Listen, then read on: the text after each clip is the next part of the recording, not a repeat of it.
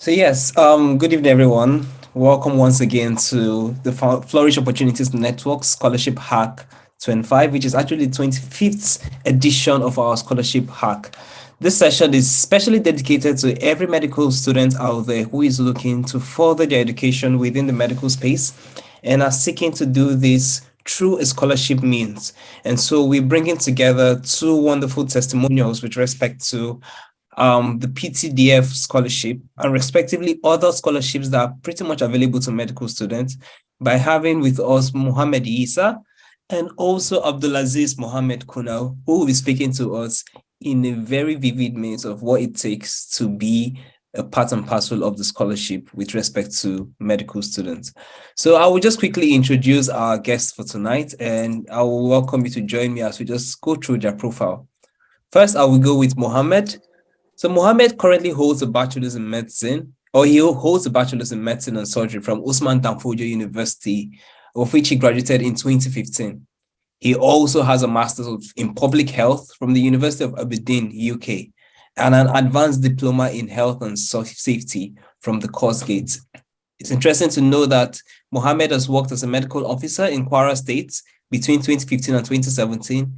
He also has a literary health and leadership as a trainee in West African Academy of Public Health between 2020 to 2021, and currently works as a research clinician and a sub-investigator at the Medical Research Council unit at the London School of Hygiene and Tropical Medicine, of which he has been doing this since 2022.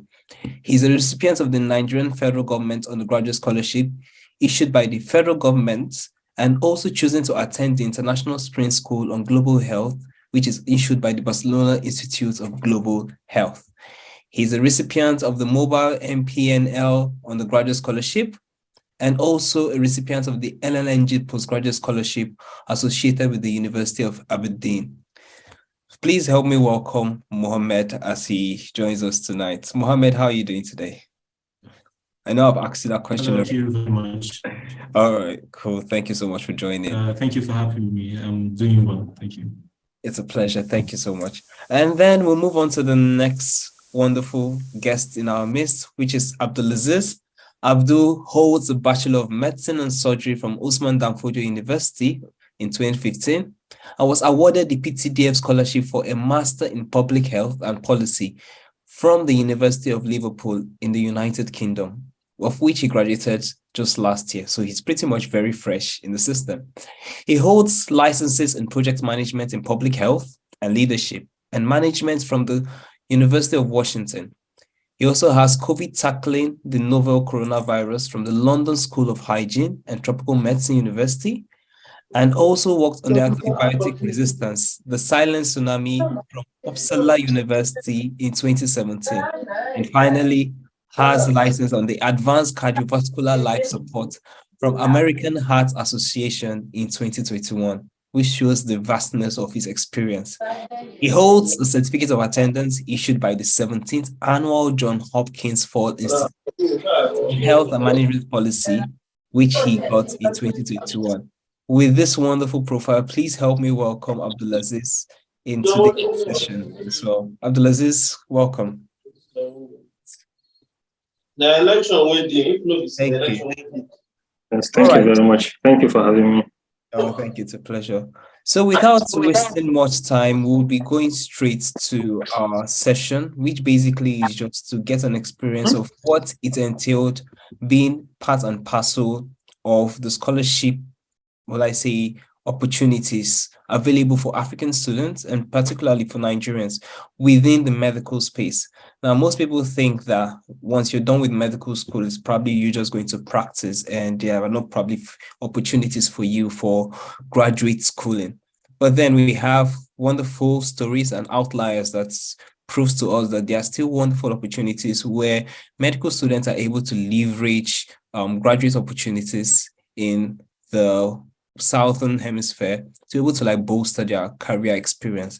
And so I'll probably just having a random experience from each side. So Mohammed and Abdulaziz, I'll be having people join me tonight. You're going to just share one or two stories around yourself. So perhaps my first question would be, at what instance did you realize that, okay, I wanted to go further beyond my undergraduate as a medical student or as a medical doctor. Wanted to just get a broader experience around the medical space. So I think I will start with Abdulaziz for a start. So Abdulaziz, maybe if you could just share your story, and then we'll now delve into the scholarship. Mohammed, also get ready to answer the question. Thank you. Okay, thank you for this opportunity. Let me just check whether everyone can hear me. Yeah, I can hear you loud and clear. Okay, all right, thank you.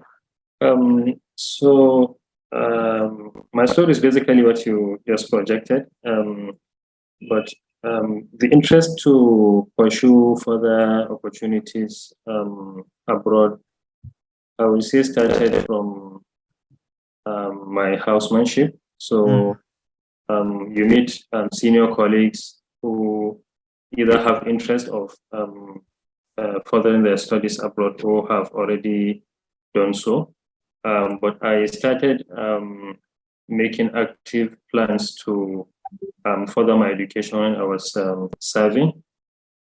So when I was a youth corper, the people I met at the hospital where I was serving gave me some insight to what opportunities were available abroad.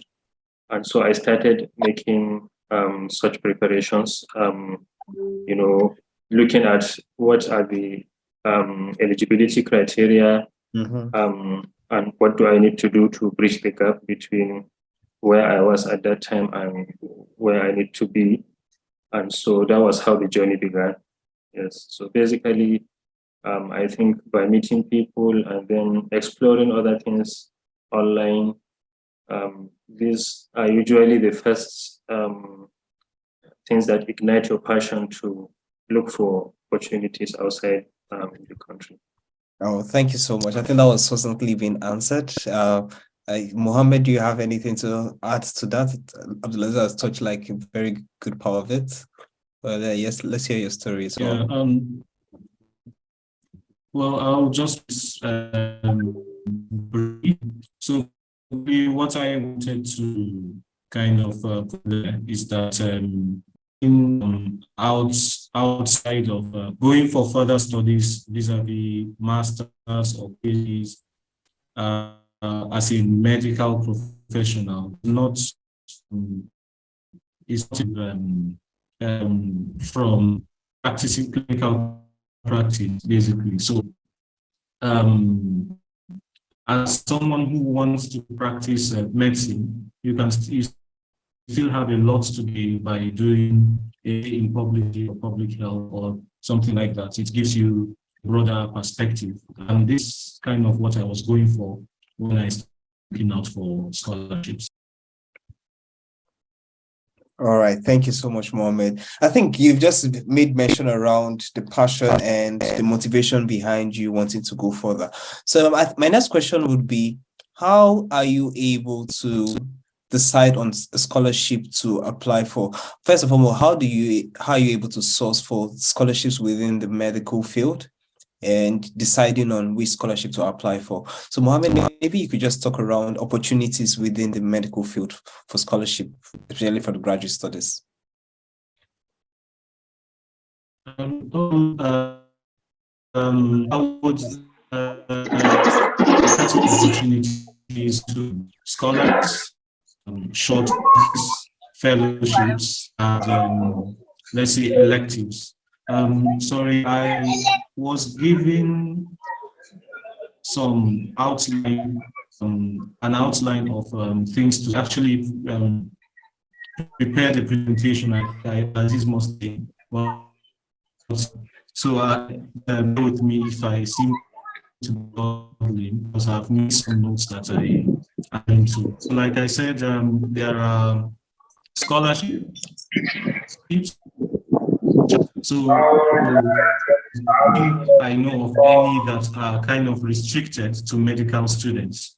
So it's the Commonwealth, Chevening, federal government scholarships, the scholarships by Chinese government, Japanese government, Korean government, the government of Germany, fellowship opportunities which are more like for currently in clinical practice and want to go have it in a different health system. So there is funding for things like that as well.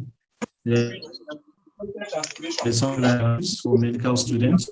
So medical students here in universities, including some universities, are able to go different institution to go and have a wide experience of how medicine is being practiced. And it will be a very good opportunity for you to go outside the country and experience a different health system. So there are funded medical electives like that as well. And then the last one I mentioned was short courses, which are extracts from masters program that give you a specific idea, a specific taster into what global health, public health is. So these are some scholarship opportunities that I would say medical students should keep. All right. Okay. Thank you so much. I think at some point we're losing you because of the network. I don't know if it's just me or is anyone experiencing the same. You could just indicate on the chat so that we'll probably find a way to resolve it. But hopefully, I'm praying that the network will get pretty much better as we go on. So, but the next question, of which perhaps I want to make this session very interactive, and I'm not going to be doing this alone. So for every audience member here, if you have your question, feel free to put it on the chat box or also indicate, and I could call you on to just ask your question. Please make good use of the opportunity now that we have people here to respond to whatever it is that you have a challenge with. So now my next question, of which I would be tossing to Abdulaziz, would be with respect to the scholarships. For you to apply to some of the scholarships, I know you got the PTDF scholarship. Was there any need for you to have a professional certification? Did you have to be a part of a professional body before you can qualify for such scholarships? Okay, so the straightforward question answer to that is no. You don't need any professional certificate to apply for the PTDF, or I will say most of the scholarships I come across. So when you have your MBBS, that should be sufficient for you to apply for most of the scholarships you will see around, whether it's Shivnin, PTDF, federal government scholarship, and other scholarships that you see in the UK. They really don't require you to have any professional certificate. However, if the program you're applying for is let's say a clinical fellowship program, especially in the UK, so you will need to have the GMC registration, which is a professional license to practice as a doctor in the UK. But apart from that, if you are doing an academic master's that is not a clinical research, for example, you won't need to have, you won't need to have any professional license or certification. But I think sometimes having such professional qualifications might increase your chances in maybe slight cases where there's a lot of competition, and some of these professional qualifications might indicate to the recruitment team that you have demonstrated an additional passion for that field you are applying for. For example, if you have let's say you're applying for a master's in cardiology and you have this professional certification for advanced cardiovascular life support by the American Heart Association and things like that. This might prove to the team at the application that you have demonstrated an additional effort to learn more of what you want to be applying for. But apart from that, it's not really part of the eligibility criteria to have that professional certificate. Oh, okay. Thank you. So it's good to know that it's perhaps not compulsory, but if you had to place it on the weighing scale between a national professional recognition and an international, where would you advise people to focus their strength on based on applications to give them a higher edge?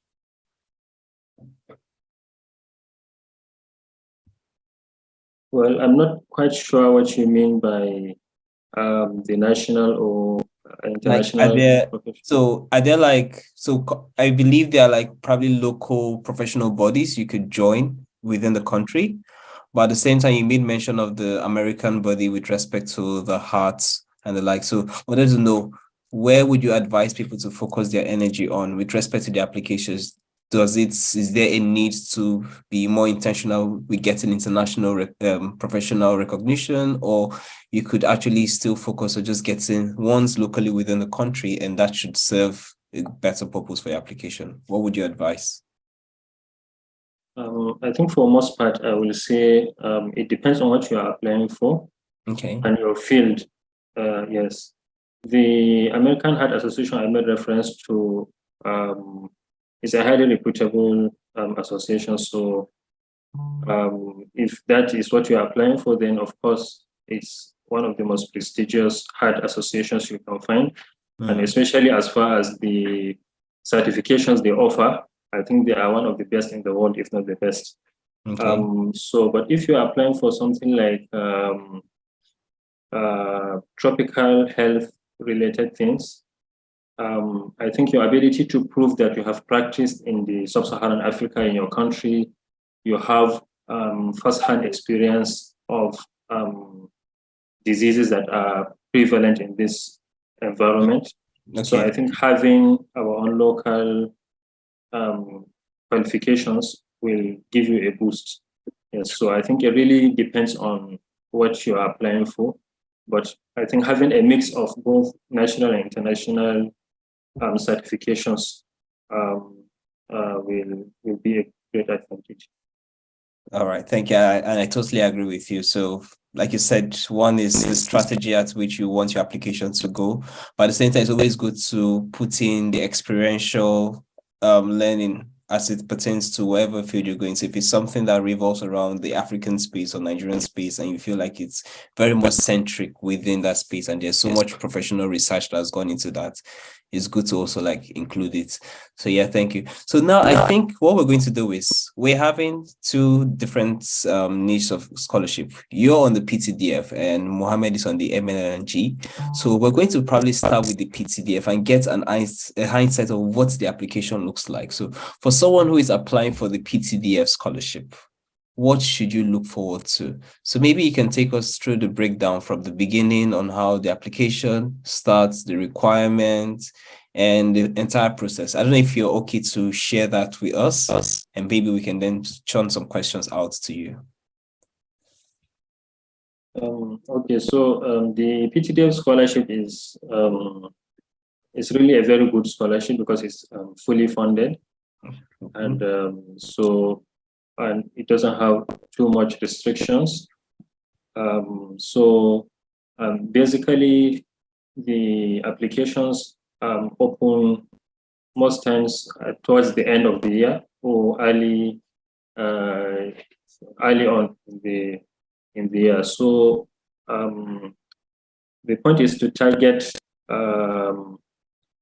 the eligibility criteria, which most times do not change really. So you must really be sure to get your transcripts ready, your degree certificates, and then you must have at the back of your mind your plan on what to study, for example, the universities to apply for. This will all make you fully prepared once the application starts. So the application is online, so there is an online form you fill. So I think most times they advertise this application, the scholarship. You see it online, so Facebook, WhatsApp, Twitter, other spaces. So you see it being advertised. So once it opens, I think most times it spans over a period of 6 weeks. So during which you are supposed to fill the form with basic information. I mean, your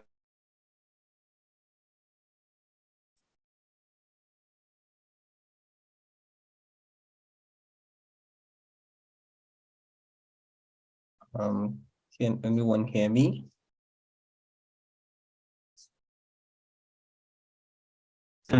your contact, you trying to prove to them that you are worthy.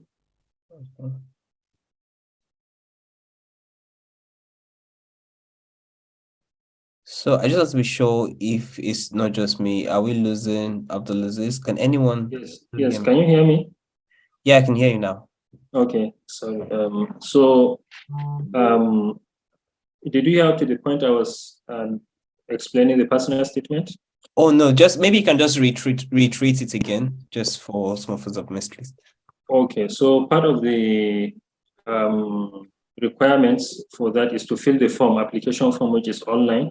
Okay. So you verify your name, national identification number, and then you'll have access to the form where you fill mostly your biodata and then your previous qualifications, your O-level certificates and your O-level certificates and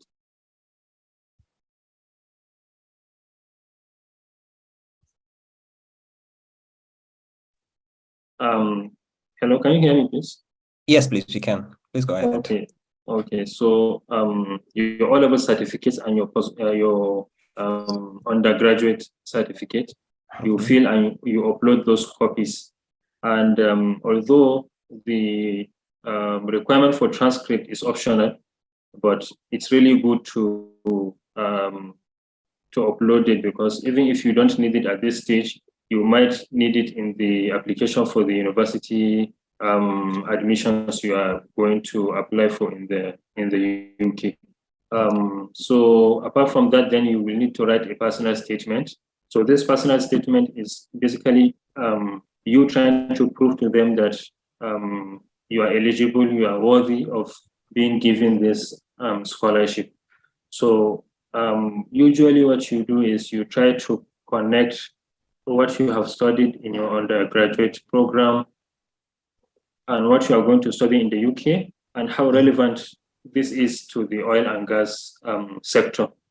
So basically this is the whole of it, but you have to try to show how you are unique from other applicants. And yes, so and Yes, then just to no, sorry to cut you. Just wanted to like ask a question around this juncture. So, with respect to the personal statement, tailoring it to the oil and gas, could you give like probably share an example or a case study that perhaps we could pick insights from? So maybe your own story. How were you able to tailor it? Okay, so most medical students will find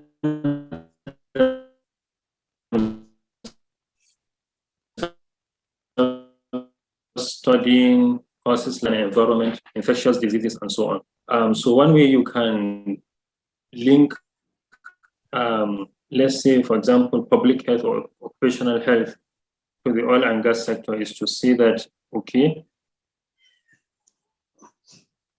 being a medical doctor, you understand the impact of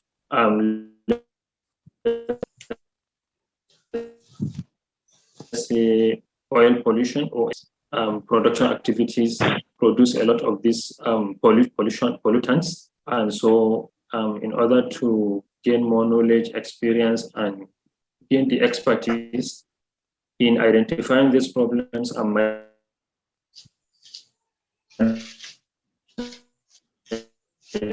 in them, you will want to pursue environmental health, for example. or you want to study public health in order to be able to design interventions to tackle the problems of air pollution resulting from oil and gas exploration activities.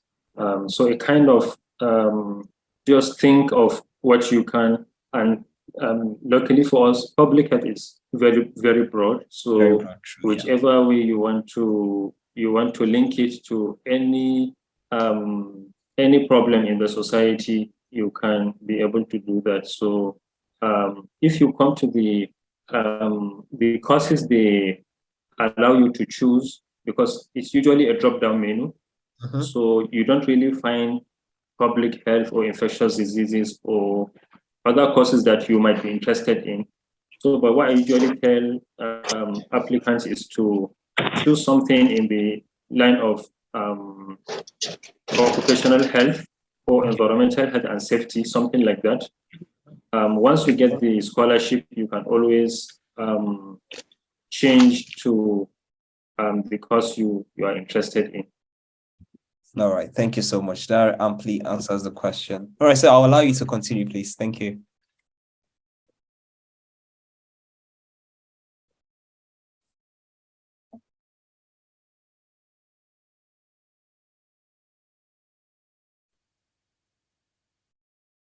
All right, so I guess Abdul is perhaps at work now, so please we just bear with the little time.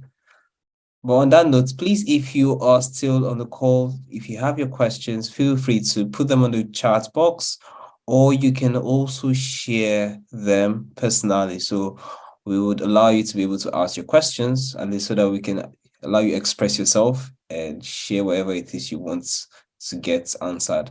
So please still lay down your questions pertinently to your applications. If you started your application or you intend to start, you've noticed one or two things about the process. We have Abdulaziz here and also Mohammed to answer your questions. So please feel free to use the raise hand button. So use the raise hand icon and we'll call you up. Welcome back, Abdulaziz. So yes, you're still muted. Oh, sorry. I guess you're at office, I get right? Yes, and I think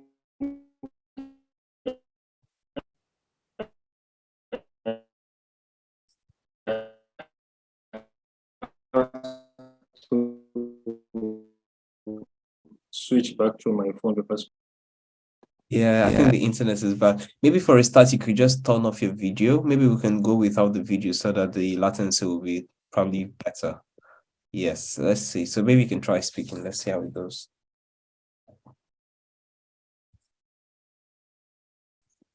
Okay, I didn't get your question. So yeah, you were talking around the experience and you made mention about personal statements. So basically wanted to know if there's any other thing. So aside the personal statements, what else again? You were sharing your experience or the process. Okay, so after the personal statement, you just try to organize it in such a way that you just create a strong link between your area of study and the oil and gas, because that's what they are actually looking out for, because that's what the whole mandate of the organization is to provide training and development to oil and gas sector. Okay. So you must be able to prove to them that what you are going to study has a relationship and a potential to improve the activities around the oil and gas. So just try as much as possible to link it up. I think for medical students and those with medical background, the best way to look at it is looking at areas of air pollution and the societies and environments impacted by oil exploration activities. Yes, so you can write, and then you can, usually when you're writing personal statements, I always advise people to just keep writing, not minding what mistakes, but just put down your ideas, even if it exceeds the word limit, but just keep writing. Make sure you have put down all what you feel you want to express, and then you can later come back and reorganize it and add and remove things that you think are not required. And then you can always reach out to people who can give you who can take a look at it again and give you advice. I actually agree with you, because these are very useful tips that we probably take for granted. So yes, I think it's always good to just let it flow, write it out as it comes to mind, and then over time you just retreat over it and restructure. And like you said, it's always good to have people to review your essays as well. So please, if you're listening, don't see it as a one-man or a one-woman task. See it as something that while you're trying to put in effort in getting the right essay, reach out to people who have gotten the scholarship or the offers, or people who probably have experience with essay writing, and let them just have you review it. So yeah, thank you so much, Abdulaziz. So I wanted to ask a question around the university, of which I don't know if it's too late to ask, but why are you applying for the scholarship? Do you need to have secured admission into a university, or you actually you just have to apply to the scholarship first before the university? How does it go? Yes, you can. It's advisable to get the admissions, but it's not necessary. So Okay. you can actually submit your application before you get the admissions. And I always advise that you have 2 or more admissions, because sometimes you might have issues with one of the schools or one of the courses you want to study. For example, when I was leaving, I know we were supposed to start our course in September, but then there was a delay. We couldn't leave till February.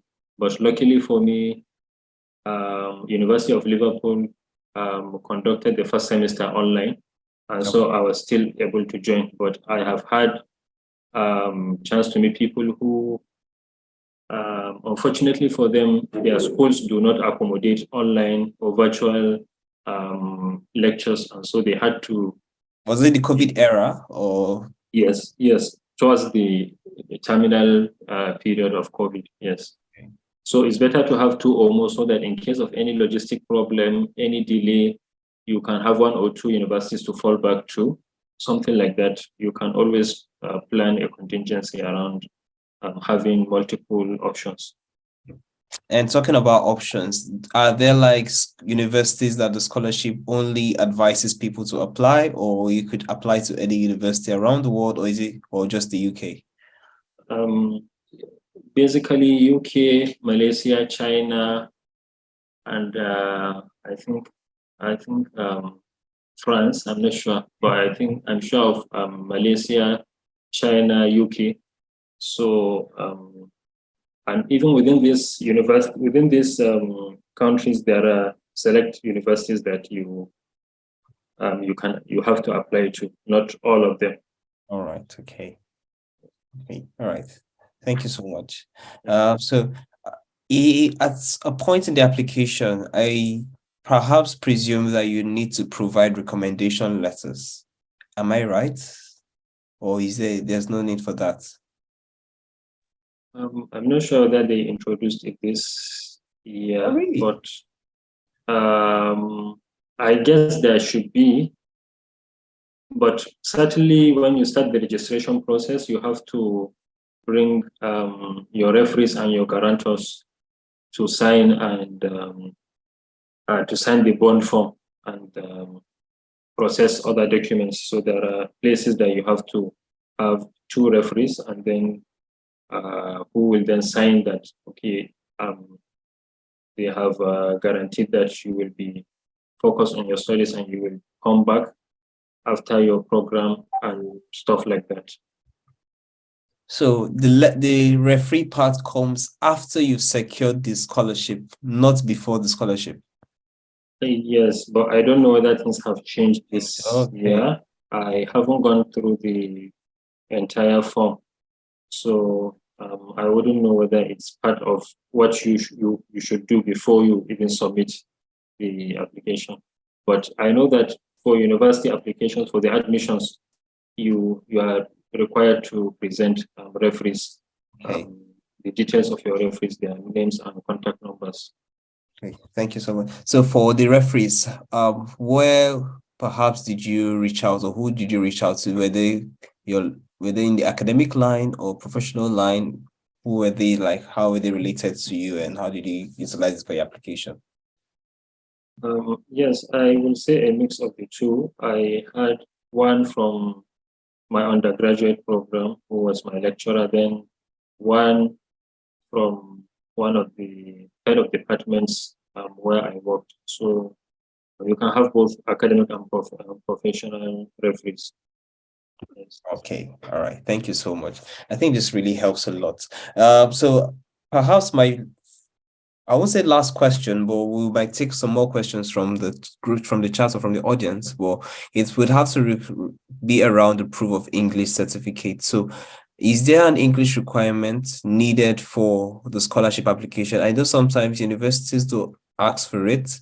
So maybe from the university standpoint, you could share what exactly is required, especially for the University of Liverpool. Did you need to provide a proof of English, or that was waived off for you?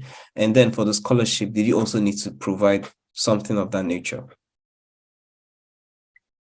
For the scholarship, no. Yes, once you have, well, the requirement I think will be the your O-level English.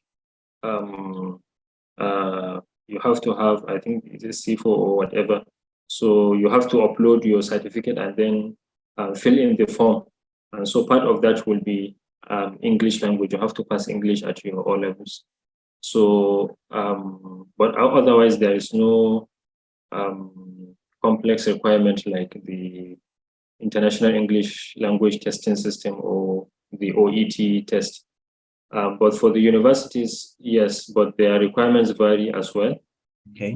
For some universities, they will require you to write these English exams, the IELTS test. Yeah.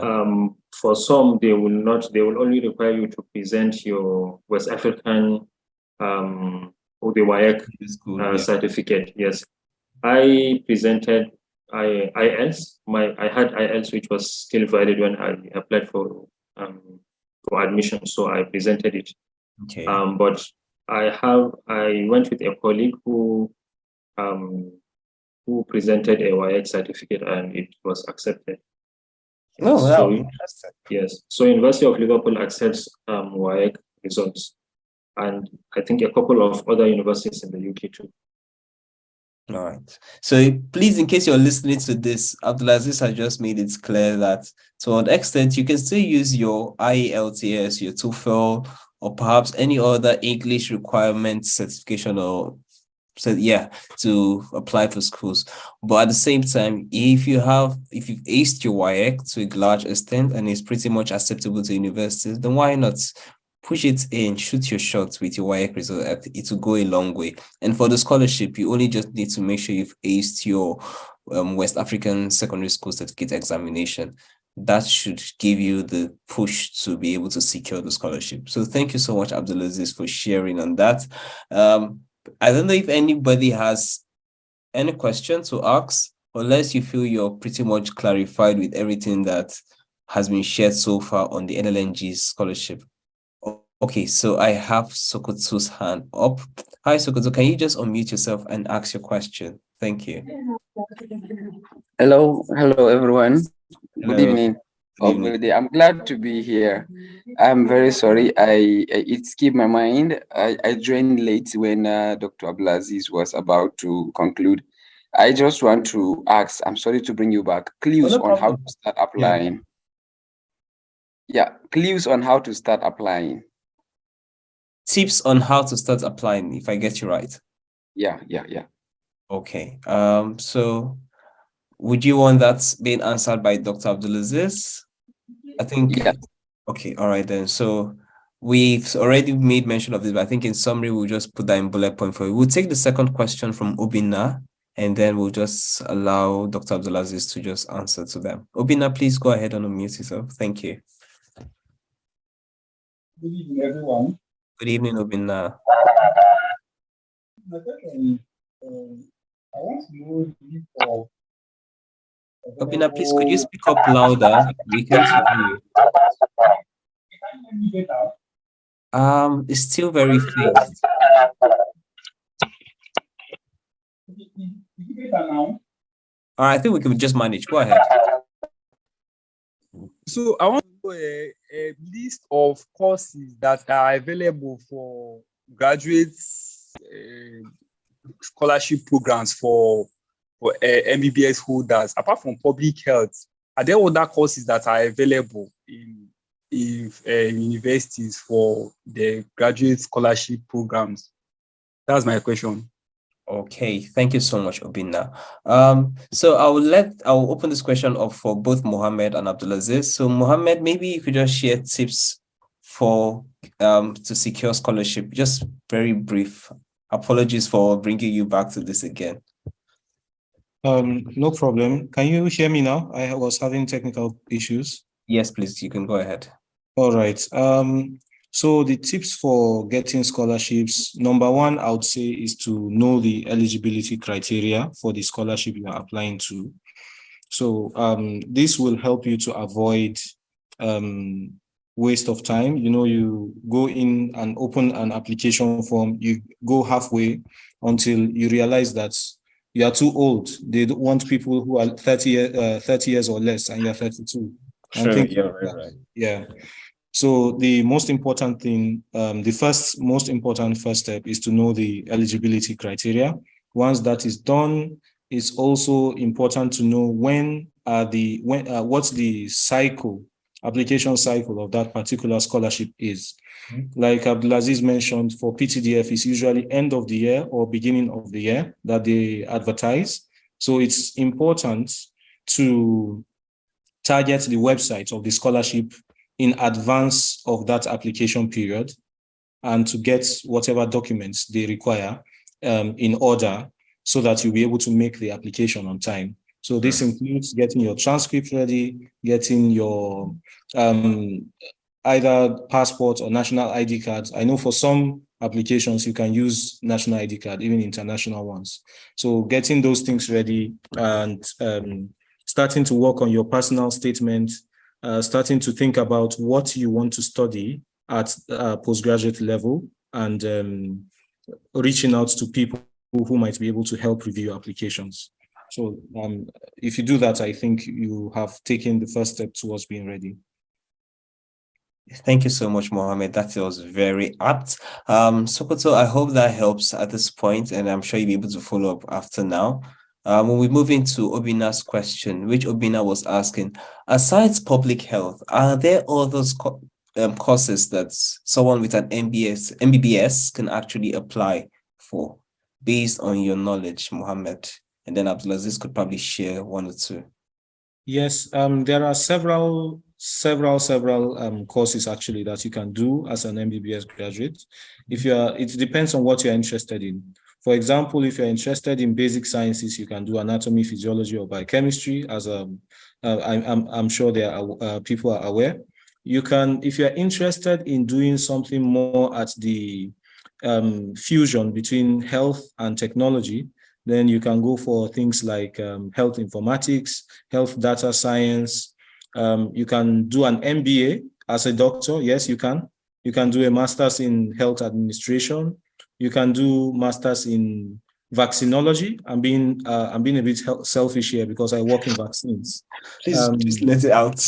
Yeah, so you can do masters in vaccinology. You can do drug development, logistics and supply chain management. It's like a whole limitless sea of programs that you can pursue, but you just have to ensure that these programs are tailored to your interests. You don't want to do a very expensive degree and then end up at the end of the degree, you are now thinking, okay, who is going to employ me with this degree, or what am I going to do with it? Thank you so much, Mohammed. Abdulaziz, I don't know if you want to add to that list as well from your own experience. Mohammed was a little bit biased to vaccinology. We forgive him. Please share your. Okay, yes, I see what he was doing there. Yeah, so Yes, there are a lot of courses you can apply for. There's, as he said, you can do health informatics, health data, and you can do biomedical science, biomedical engineering. You can also do, you can even do some of the clinical if you are interested in doing residency, and then you will want to first build up your theoretical knowledge around the field.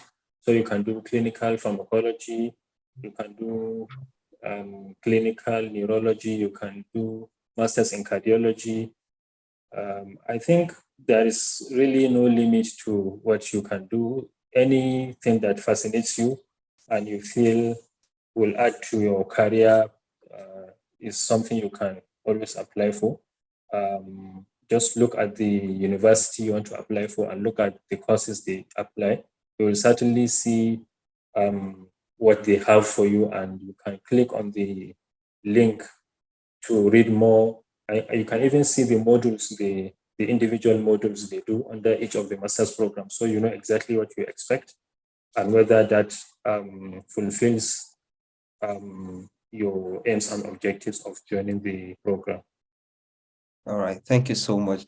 So I'm really happy the way you've been able to elucidate on the opportunities. Like you said, it's a wide aura of space for people to be able to like find whatever it is that appeals to their passion. So, and another wonderful thing is it cuts across different sectors. So you mentioned pure science, and then we can see how it interconnects with technology, disruptions around data and intelligence. So it's really interesting to see that such kind of opportunities are open for people to apply.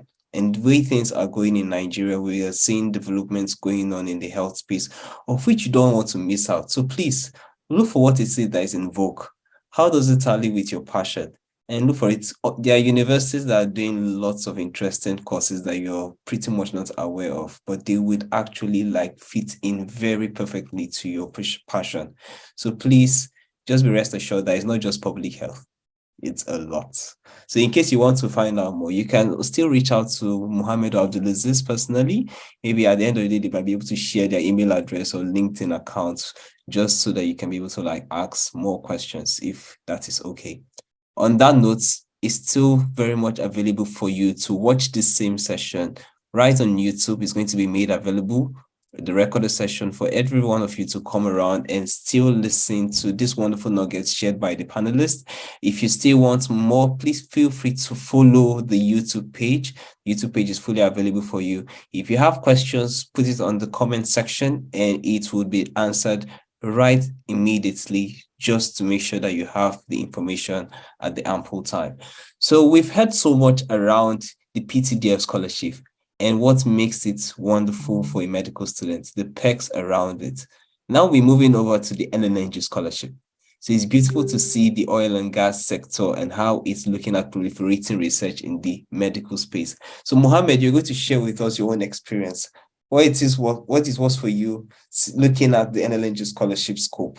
Why did you decide to apply to NLNG?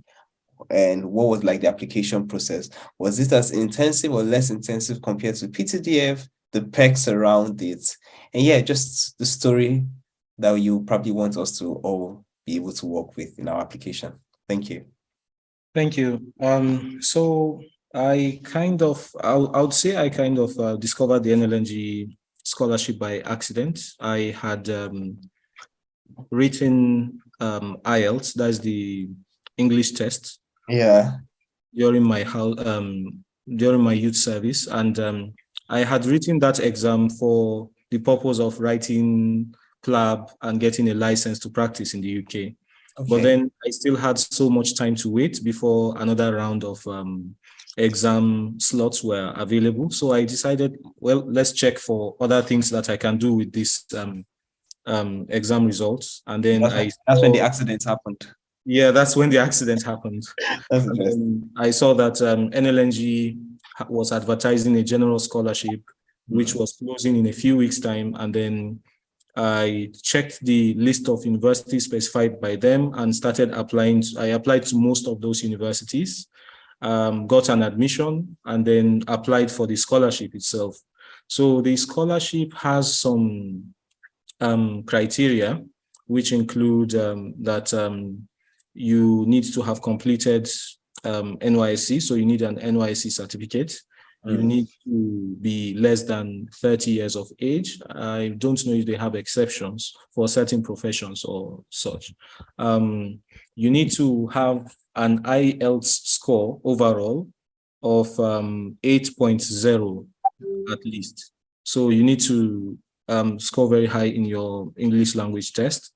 Did I mention that you need to have an admission? And those are some of the minimum criteria that they have specified. So once you have that, you are going to need to fill in a form, fill out a form on the application website, where you provide your biodata, your certificates, you write a personal statement. So it means you are going to be writing 2 personal statements, one for your admission and one for the scholarship.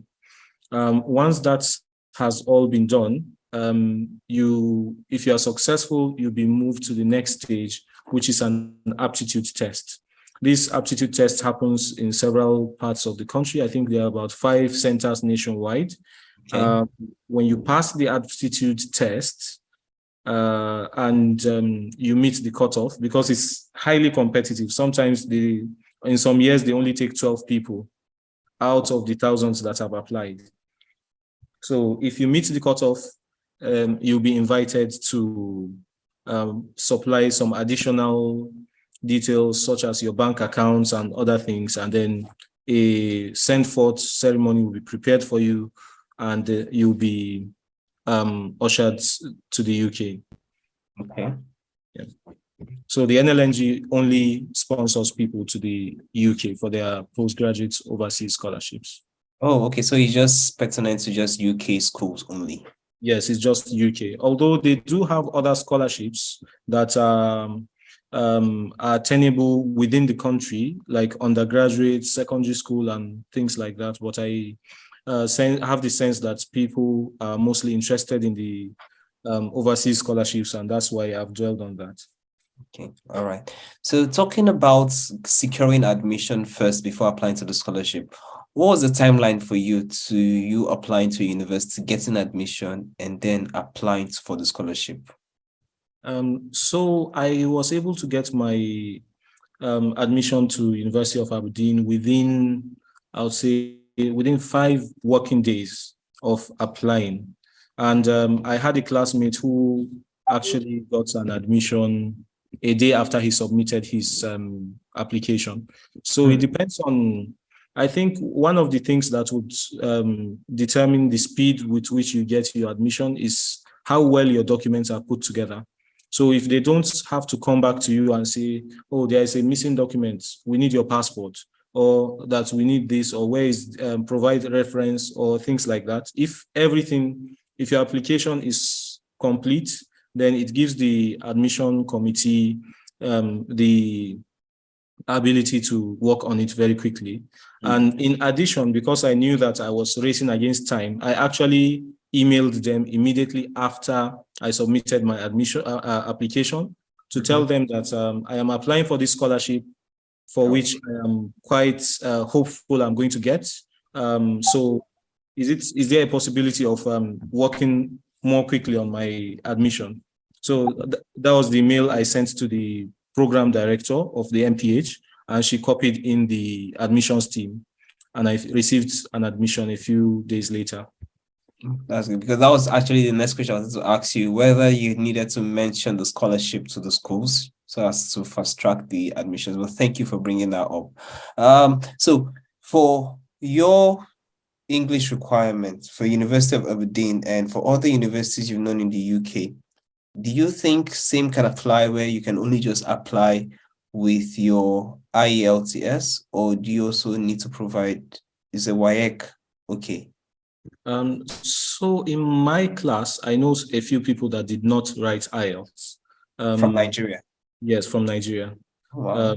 And that was at Aberdeen. And just like Abdulaziz has mentioned, there are quite a few universities in the UK that would allow you to apply with your WAEC. And just to let people understand how well our English abilities are recognized. I actually applied to Oxford last year. I didn't get in, but I applied to Oxford last year without an IELTS result. I just told them I'm working in an English speaking environment and I speak English in meetings. I've been studying in English for over 20 years of my life. I am not currently in a position to, because IELTS is not done in the country where I currently reside. I have to travel somewhere else to write IELTS, and that's not something I think is reasonable. So I would like them to consider just waiving the IELTS for me, and it was waived. I think I totally agree with you because I'm in Oxford now and I know a couple of people who actually did the same thing. As long as you're able to prove that, yes, you are pretty much proficient in English. Yes. So thank you so much for bringing that. So for everyone who's applying, please know that it depends on how much you're able to prepare your application, like Mohammed has stressed out. Making sure you have the right documents and making sure that the right documents are also very much strengthened to be able to push your application for it to be considered in good time. So I think, I don't know, we have more questions in the chat box of which I want us to just pretty much look into. The first question was around the English test, of which Abziz has already answered. So the second one is coming from Promise. It said, how can you get a scholarship for a specialty in medicine? For example, studying obstetrics and gynecology abroad, and what are the requirements? Do you need to do your house job here in Nigeria first? So I don't know who wants to probably hit that first before we move to the next question. Mohammed, do you want to try it out? Okay.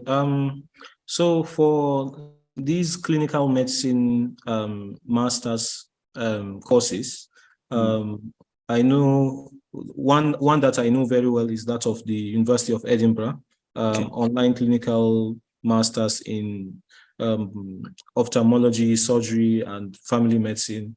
So these scholarships would usually require that you have been working in said specialty for some period of time.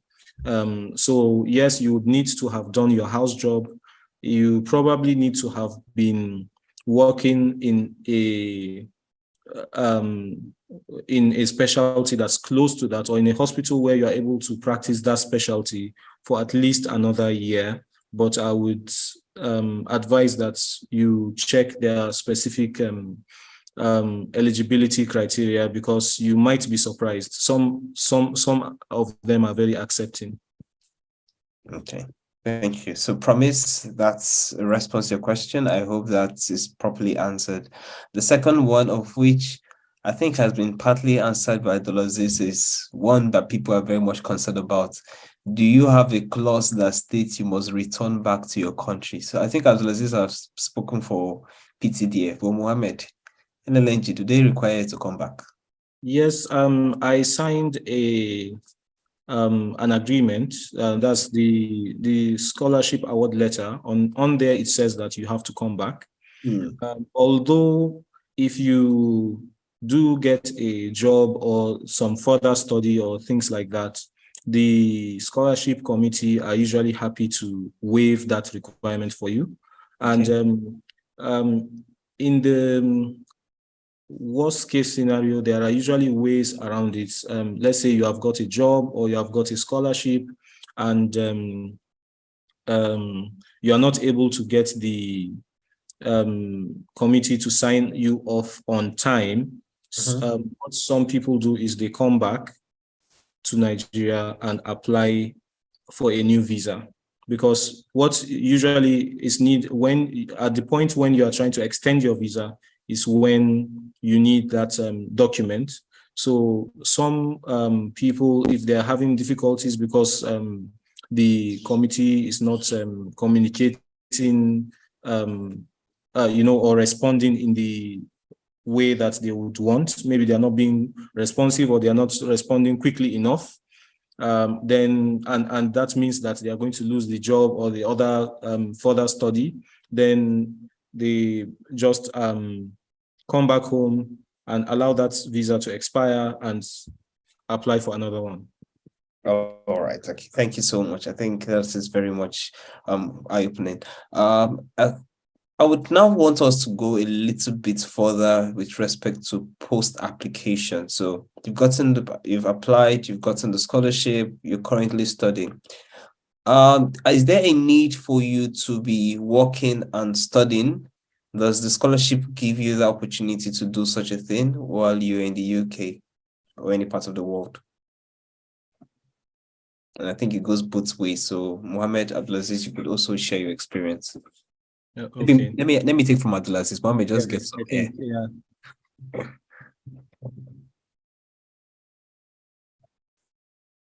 So, Abdulaziz, are you there? Can you hear me?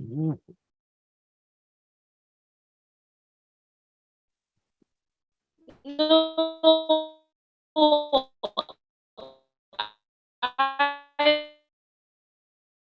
I believe that Abdulaziz is having like serious network issue. He just sent me a message on LinkedIn. He's trying alternative routes of joining us, but he's having issues.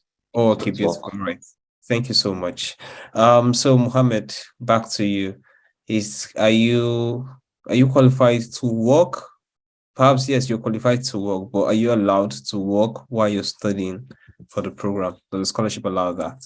Yes, my scholarship did not have any clause to prevent me from working. Although the scholarship was quite generous, generous enough that I did not see the need to do so. So I just focused on trying to get the best grades possible and put my head down. Yeah. You are our role model. Please, guys, when you find yourself in this kind of situation, focus. Don't lose focus. So permit me to ask Mohammed, just on a personal level, are you still in the UK or are you back home now? Well, I came back to Nigeria towards the expiry of my visa.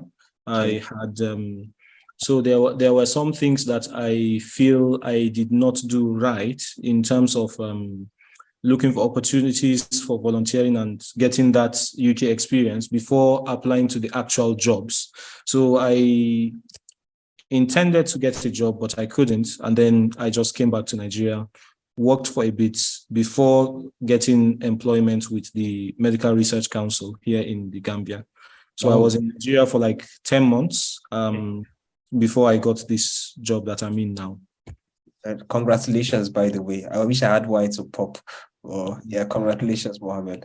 Yeah, so talking about securing jobs, it's one thing to have the opportunity to study, but however, looking in the long run, there's a particular point where you feel there's a need to start looking at possible ways to perhaps decide what the next line of action will be. So how are you able to decide, or not specifically decide, but what are the factors one should consider when trying to apply for jobs or opportunities after grad school, especially from the medical line? I know in the UK, there are opportunities around residency where you need to write an exam and then you get to work with the NHS. I don't know if I'm right, but maybe you could correct me.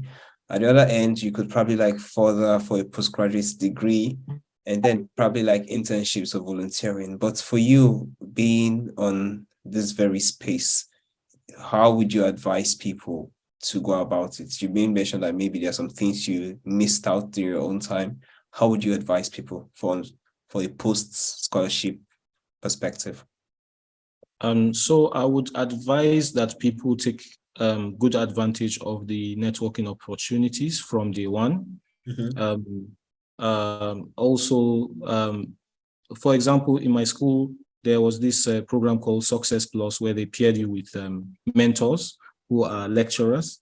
Okay. Traditionally in Nigeria, we are, I don't know if I speak for everyone, but we tend to be afraid of our lecturers. So there is this aversion to authority figures, and we really have difficulty engaging with them.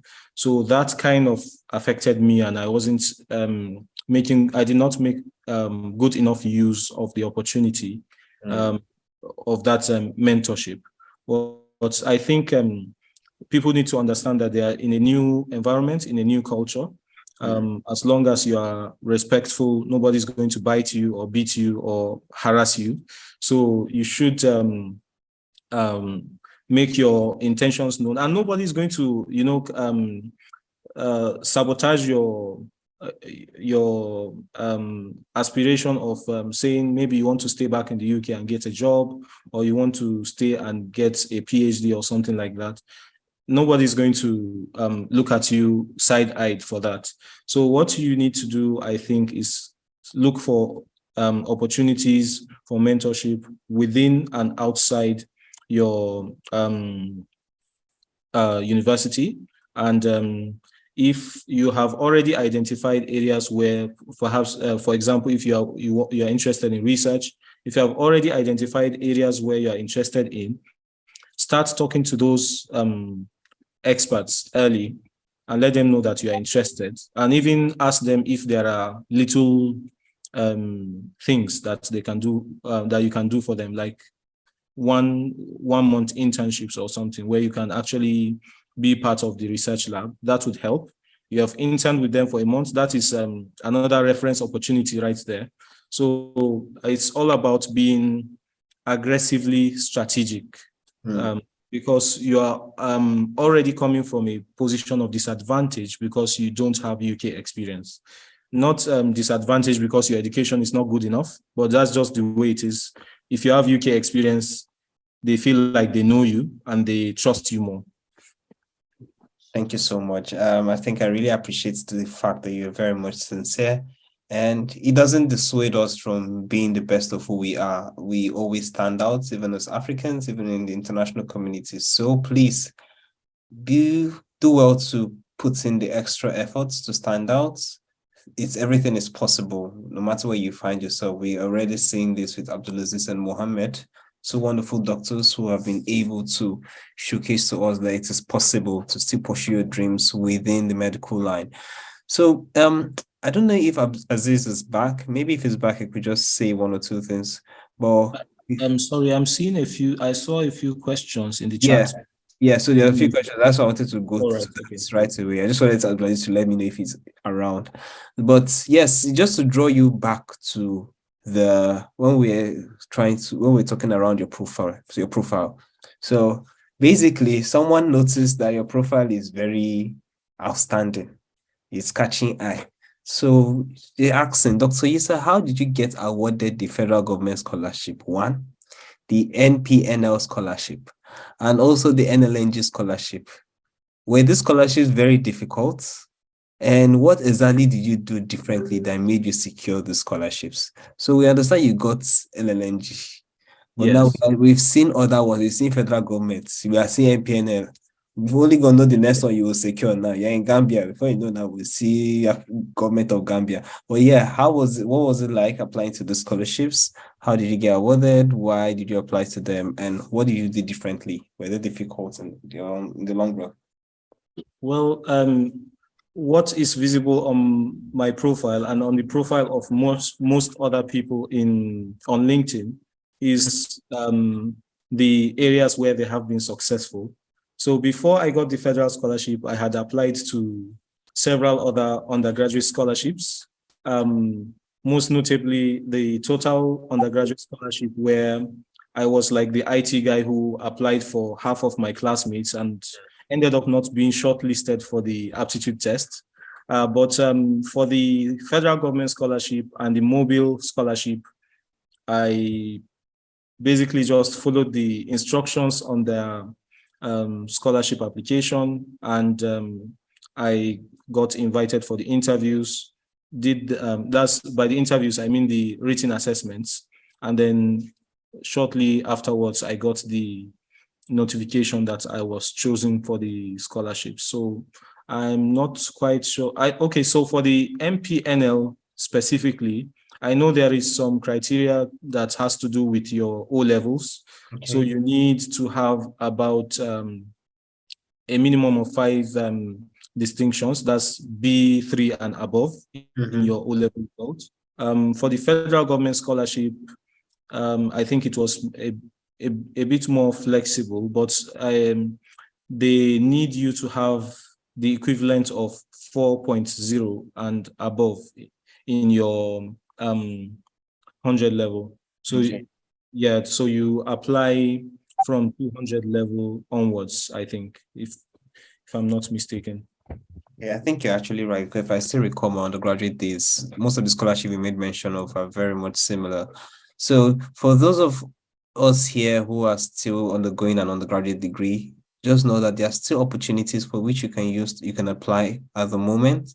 Know that some of the scholarships would actually bolster your eligibility for even more scholarships in the long run. So they might look not so much of a significance to your application for a UK or a scholarship outside abroad, but still yet it's always good to trickle down the scholarships into your bag so that when it comes to the point where you need to apply, you have this evidences that yes, I've actually qualified for opportunities like this. Please know that nothing is too small. Even if it's a 30,000 naira scholarship you got, the fact that it's a scholarship on your CV, it sits well. So don't be worried, just apply and also try as much as possible to get as much opportunities or qualifications that will make you stand out.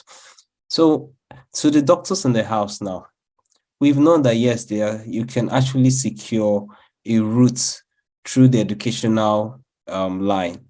But then, how about medical practitioners that want to go abroad without the educational purpose or the educational route? What is your advice to them? Are there any opportunities in that line? Yes. So opportunities outside of education for medical practitioners, if depending on the kind of experience that you already have from Nigeria, you can actually apply for some roles in the NHS or in other health related areas. If you have skills in Excel, SQL, and other data analysis software, you could apply for roles as information analysts or health data scientists within the NHS. If you are someone who has been practicing in the public health space, there are several public health manager roles in the NHS, like health improvements practitioner, health protection practitioner, and a lot of those. They are open to everyone, but like I said again, they are seriously competitive, and they usually value NHS or UK experience very highly. But it doesn't mean that it's not possible. I've heard testimonies from people who have actually done it from Nigeria and gotten into those roles. And there's also the option of going into writing the exams and getting a GMC license and going into clinical practice if that's what people prefer. All right. Thank you so much, Isa. I think these are very unique gems that we're providing. So if you're here and you're listening, you can see that they've succinctly explained all of this for you, broken it down. That aside the educational route, if you have these added skills with respect to data analytics, if you feel like you have a very good professional experience that can actually make you be a perfect fit for the NHS, why not give it a shot? But at the same time, if you want to have that added advantage, it's also good that you also have a degree from a UK-based college, which would actually help you attain that British standard that can allow you to apply. So it's a mix of both. Weigh both options and see which one pertains to you, and just give it a shot. There's always an opportunity for you. So talking around that, I think Abdulaziz, good to have you back. We're just talking around what probably would make you stand out, especially post the scholarship. So when you're done with the scholarship, embarking on a new career front, perhaps in Nigeria or even out of the country, what are the things one should put into consideration? So I can see from your profile that you pretty much have a lot of licenses. I don't know what these licenses entail, but perhaps if you can give us reasons behind these licenses that you have and how you advise people to probably go around getting it with respect to like applying for jobs. So I see you have a license in project management with respect to the health space. You also have some from different parts of the world, which is pretty much interesting. So how can one be able to apply for this license? Are they free? Do I need to write an exam? Or perhaps, if there's any other thing, are they specific for some kind of roles or jobs after my program or my postgraduate degree? Okay, sorry for that brief glitch. So I would say regarding the licenses and other certificates, I think it's important to chart your career path and know which courses to apply for and which ones will add more value to your qualifications. So for the project management, I took it because I know that public health involves a lot of interventions and designing programs. And so it's something I will need that will be very important when I'm applying for jobs. It is not a free certificate. I took it with the University of Washington, but it was completely online. But it's highly engaging with lots of assignments and live experience scenarios where you are asked to maybe conduct like a monitor and evaluation exercise on certain programs and so on.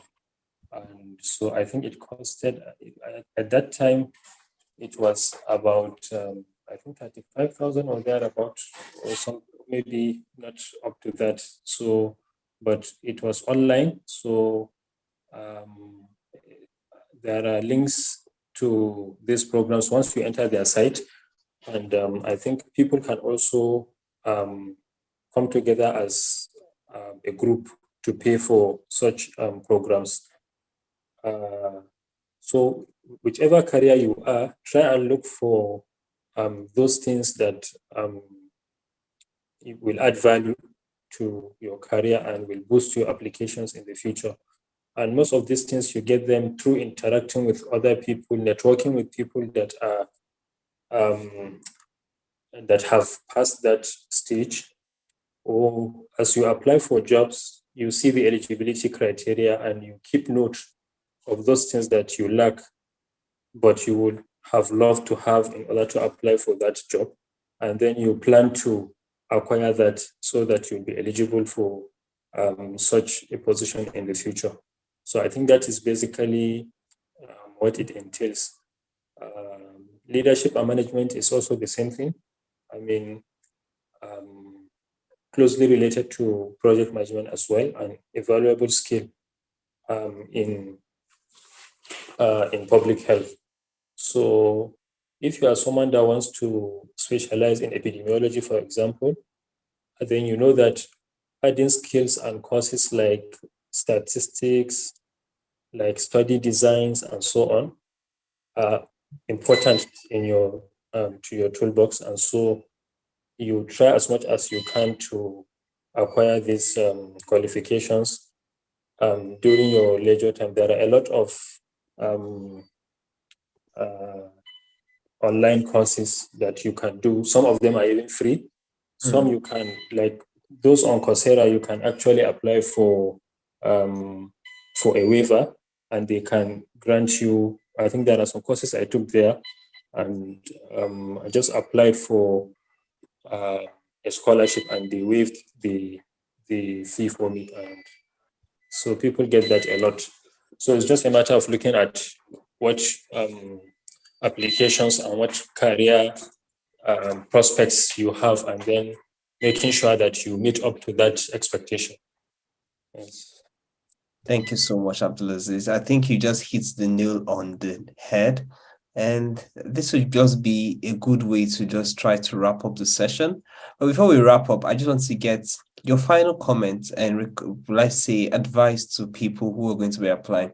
We've had a lot of people listen to you, good questions being asked, people who have shown interest in submitting an application for these wonderful scholarships. What would be your advice on a general note to everyone? So Mohammed, can I go with you first, and then Abdulaziz? Thank you very much. So on a final note, I would say that the most important things for application as regards to scholarship or any other opportunity that you are looking for, information, number one, and then there's patience, resilience, and attention to detail.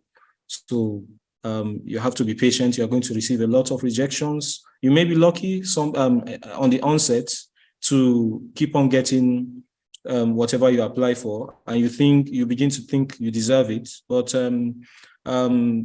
even the best people in the world have faced several rejections, and it's just part of life. You fall down, you stand up again and continue going. So that's just basically what I want people to be aware of. Thank you so much, Dr. Mohammed. And Dr. Abdulaziz?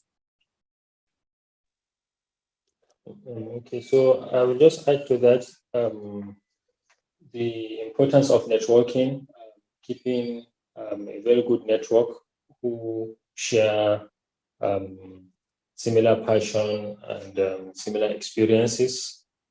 Try and help each other, share these opportunities, discuss and see ways to improve yourselves, and then also be strategic, because if you follow this social media, if you are on LinkedIn, for example, try and follow people who are more likely to share things that will benefit you, benefit your career,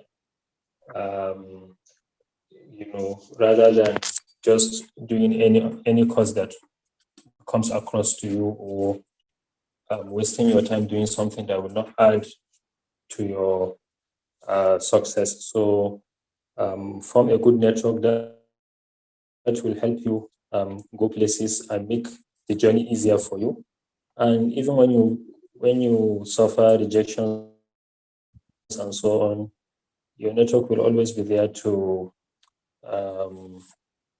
pacify you and then let you know that it's part of the journey, and it's also part of the growth. That effort you make in application is also a way of learning, because whenever you apply for a job and get rejection, your future applications will always be better. So that's what I will say, and I wish all of you success in your endeavors. Thank you so much, Dr. Abdulaziz. I'm so glad to have both of you with Dr. Mohammed join us in this very wonderful session.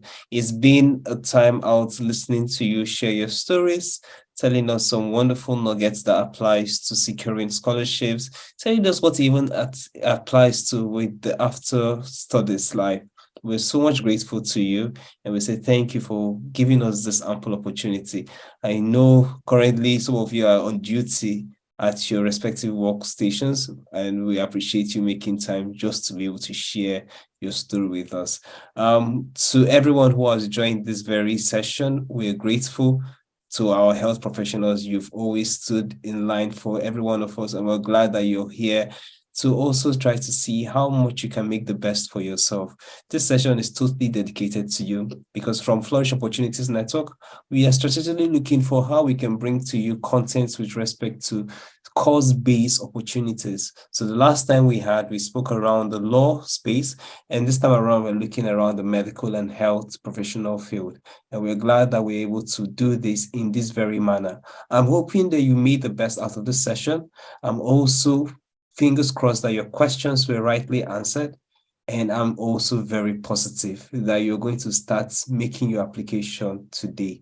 My hope is that tomorrow I'll have the opportunity to have you come share your own story of what it means to be able to secure a scholarship with the opportunities available internationally.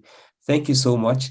And on this note, I would like to just say, this session is actually being recorded and will be uploaded on YouTube. So feel free to visit the FON YouTube page, which the link is going to be posted now, and follow the page. And whenever the notification for a new video is being uploaded, you'll be the first to get it hands in.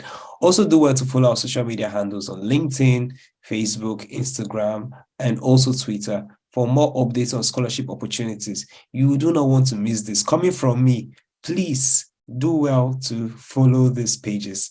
And I want to say a big thank you to FON for putting this all together. You are the real MVPs. Thank you for always making us have the right opportunities when it comes to meeting people, talents who are ready to share their stories just for we to make the best out of it. On this note, I want to say a big thank you and say have a wonderful weekend and see you next time for our scholarship hack. Do have a wonderful evening. Thank you.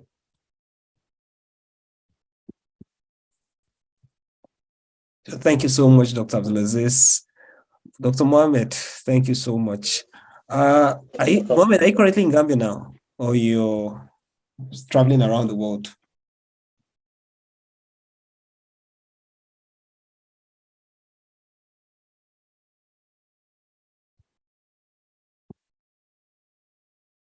Okay, I think Mohammed has left already. So yeah, everyone, thank you so much. Thank you, Dee.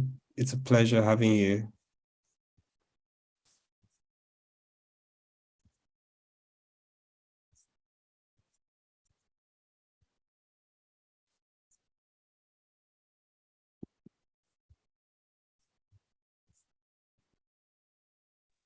Thank you, Zim. Yeah, thank you, Chiso. Thank you for helping out as well. So I think you can end the call at this point. You can stop recording, I guess, right?